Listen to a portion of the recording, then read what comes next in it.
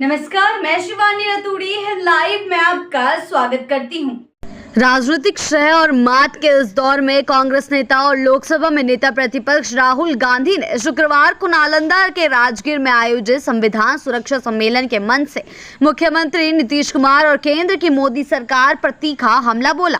भीड़ से खचाखच भरे अंतर्राष्ट्रीय समागम केंद्र में राहुल ने जिस अंदाज में अपनी बात रखी वह न केवल सरकार पर सीधा आरोप था बल्कि बिहार की बदहाली पर एक मार्मिक टिप्पणी भी। राहुल गांधी ने कहा कि जिस बिहार की पहचान कभी महात्मा बुद्ध और महावीर की अहिंसा सत्य न्याय की धरती के रूप में थी, उसे आज क्राइम कैपिटल ऑफ इंडिया बना दिया गया है।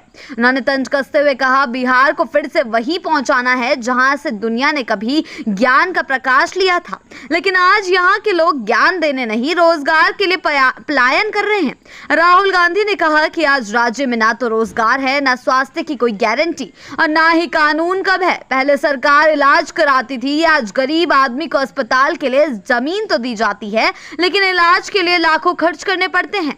सरकार निजी अस्पतालों को बढ़ावा दे रही है लेकिन आम जनता की सेहत से पल्ला झाड़ रही है। मुख्यमंत्री नीतीश कुमार पर सीधा हमला करते हुए राहुल गांधी ने कहा कि नीतीश जी की राजनीति अब पाला बदलो अभियान बन गई है। वे कब किधर चले जाएं ये कोई नहीं कह सकता। जनता का भरोसा बार बार टूटा है लेकिन उन्हें इससे कोई फर्क नहीं पड़ता।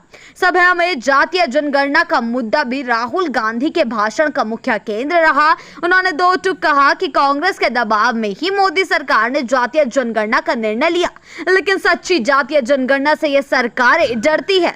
राहुल ने तीखे बयान देते हुए कहा कि जिस दिन यह सच्ची जातीय जनगणना हो गई उस दिन एक्सरे नहीं एमआरआई हो जाएगा, तब इनकी राजनीति खत्म हो जाएगी।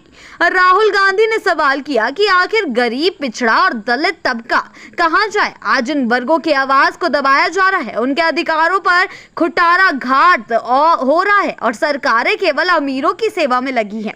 उन्होंने कहा है कि देश और बिहार को सही मायनों में सामाजिक न्याय तभी मिलेगा जब हर वर्ग की हिस्सेदारी सुनिश्चित की जाएगी। अपने पूरे संबोधन में राहुल गांधी ने स्पष्ट कर दिया है कि 2025 की लड़ाई केवल सत्ता की नहीं, संविधान की रक्षा की भी है। उन्होंने अपने पार्टी कार्यकर्ताओं और समर्थकों से आह्वान किया है कि वे इस लड़ाई को जन जन तक ले जाएं और एक बार फिर बिहार को सामाजिक न्याय, समृद्धि और शांति की राह पर ले जाने का संकल्प ले।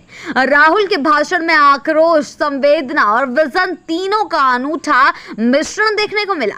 उनके इस तेवर से साफ है कि आने वाले समय में जातीय जनगणना, रोजगार, स्वास्थ्य और कानून व्यवस्था जैसे मुद्दे चुनावी बहस के केंद्र में होंगे और नीतीश कुमार से लेकर केंद्र की मोदी सरकार तक को इनके जवाब देने पड़ेंगे। ऐसी ही अपडेट्स के लिए जुड़े रहे हैं लाइव के साथ ही चैनल को सब्सक्राइब करना ना भूलें और हमारी फेसबुक और वेबसाइट के साथ भी जरूर जुड़ें।